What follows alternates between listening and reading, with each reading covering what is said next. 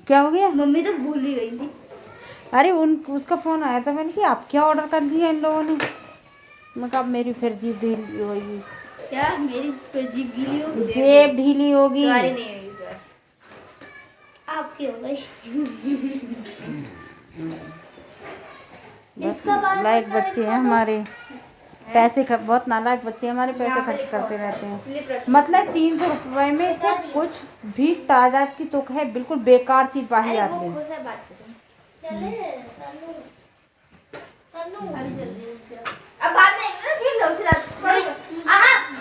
चलो अभी 20 मिनट है तुम्हारे पास खेलने को, अब तुम जा खेल लो, जा बॉक्स देख लो बस, उसके बाद पढ़ाई करोगी।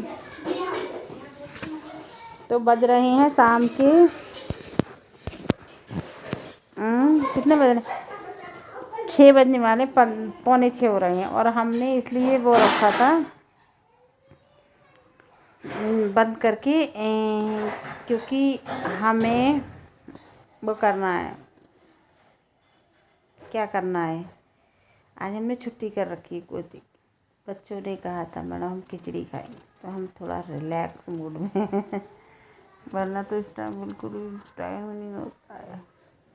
और सुबह पूड़ी बनाई थी रखी, शाम को रखी आज खिचड़ी। मेरे घर सुबह में खिचड़ी नहीं बनी, पूड़ी बनाते हुए मेरे घर में इतना थक गई थी पूजा वूजा का काम करके, मैं सो गई थी। फिर थोड़ा सा सो नहीं पाई जैसा मुझे सोना चाहिए था, थोड़ा सा सोई तो फ़ोन आ गया, फिर मेरे को नींद नहीं आई, मेरे को आँखों में नींद भरी हुई आई। चलो ठीक है, जैसे भी है टाइम कट ही जाता है। और अब तो 6 बज रहा है, कौन सो लेगा। लेकिन हाँ आज थोड़ा रिलैक्स मूड में हूँ तो थोड़ा अच्छा लगा।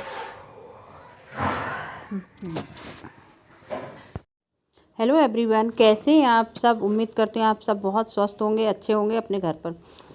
तो ये जो अभी आपने वीडियो देखा है, ये मेरा था मकर संक्रांति वाले दिन का। उस दिन मैंने कोचिंग की छुट्टी कर रखी थी। बच्चे बार बार कह रहे थे मैडम वो मंदिर में भंडारा होता है, कोई भंडारा खाने जाता है, किसी के यहाँ होता है, तो हम खिचड़ी खाएंगे, तो आज आप छुट्टी कर दीजिए। तो इसलिए हम लोगों ने छुट्टी कर दी थी।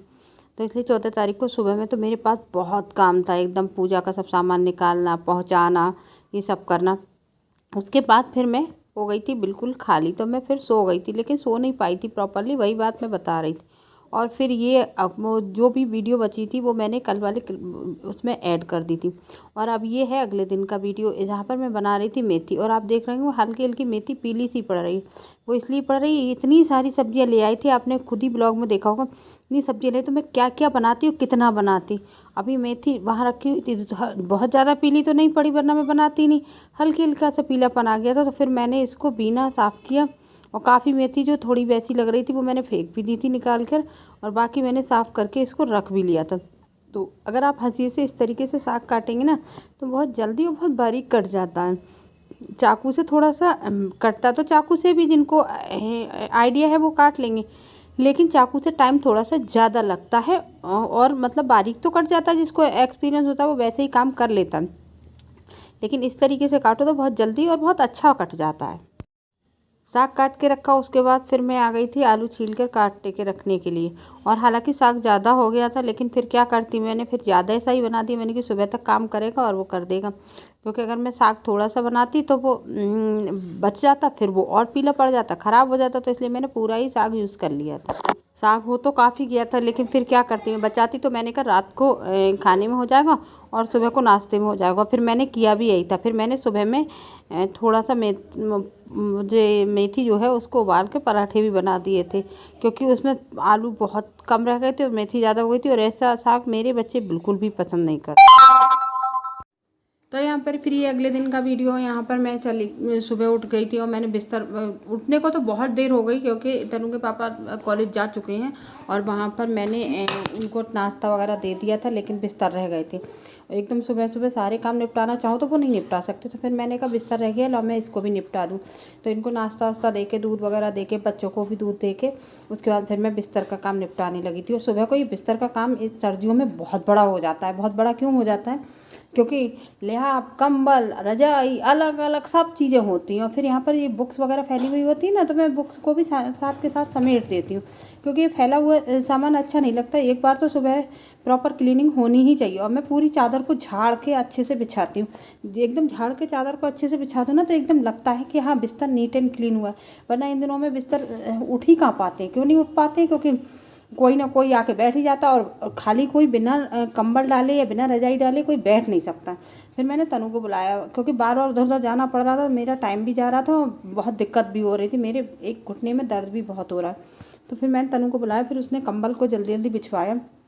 बिछवाने में मैंने साइड से रजाई वहीं रख दी, स्टोर में रखती हूँ, फिर स्टोर से लेकर आती हूँ तो फिर मेरे को दिक्कत होती है। तो मैंने कहा चलो मैं यहीं पे रख दे रही हूँ। जो कपड़े थोड़े बहुत रखे थे ईशू के, तनु के, मैं इस टोकरी में कपड़े वैसे वाले रखती हूँ, छोटे वाले, जैसे इनका कैप हो गई, सॉक्स हो गए, ग्लव्स हो गए, वो इसलिए मैं इस टोकरी में रख देती हूँ, क्योंकि ये छोटे छोटे कपड़े कहीं भी कपड़ों में चिपक के रह जाते हैं और फिर ढूंढते रहो।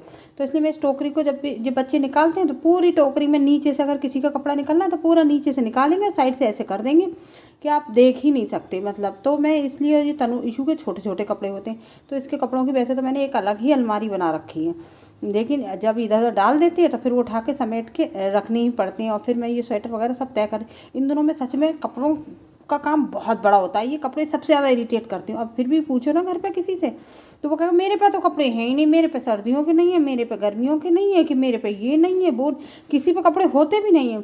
और एक हाउसवाइफ से पूछो कि घर में किसी पे कपड़े हैं या नहीं है, पूरे दिन तय करती रहेगी, पूरे दिन धुलवाती रहेगी, पूरे दिन समेटती रहेगी, और फिर भी घर में किसी पे कपड़े हैं ही नहीं। तो ये जो दुपट्टा वगैरह था, ये दिव्या वीडियो वगैरह बनाती है तो वो ऐसे ही रख देती है, फिर मैं इन्हें सब एक साथ समेट के करके और साफ़ करके रख देती हूँ। तो मैं ये इशू के जो भी कपड़े थे वो भी समेट के रख दिए थे, वो सब सारा सामान भी मैंने साथ के साथ निपटा दिया था। और ये सब निपटाने के बाद फिर मैं आ गई थी ड्राइंग रूम में। ड्राइंग रूम में देख सकते हैं आप, ज़्यादा डस्ट तो होती नहीं। हाँ, सर्दियों में एक काम बहुत कम होता है, एक तो डस्ट नहीं होती है और एक जाली नहीं होती है। लेकिन फिर भी 2-3 दिन बाद थोड़ा सा हल्का सा ऐसा लगने लगता है कि डाइनिंग टेबल वगैरह की जो टेबल है और ये चीज़ें हैं, ये थोड़ी थोड़ी गंदी हो रखी हैं। तो मैं इन चीज़ों को समेट के साफ़ करके रख देती हूँ। और मैं इस पर ना रोज़, मतलब रोज़ तो नहीं, 2-3 दिन में कपड़ा मार के साफ़ कर देती हूँ। इस समय डाइनिंग टेबल पर बैठ कर कोई भी खाना नहीं खा रहा है, क्योंकि ये लोग ड्राइंग रूम में खा लेते हैं या फिर कमरे में बैठ के खा लेते हैं। इस समय बहुत ठंड हो रखी है, तो बच्चे जैसे मर्जी होती है वैसे खाते हैं। तो फिर मैंने इसको पूरे रनर वगैरह को साफ़ करके और ऐसे रख के बिछा दिया था। और ये वीडियो थोड़ा सा मैंने साइड में रख के ट्राइपॉड लगाया था, मैंने चेक नहीं किया था, तो इसलिए थोड़ा सा साइड से वैसा दिख रहा है कि ठीक है। इसी वीडियो के साथ हम कल मिलेंगे अगली वीडियो में, तब तक के लिए bye bye bye bye my friends.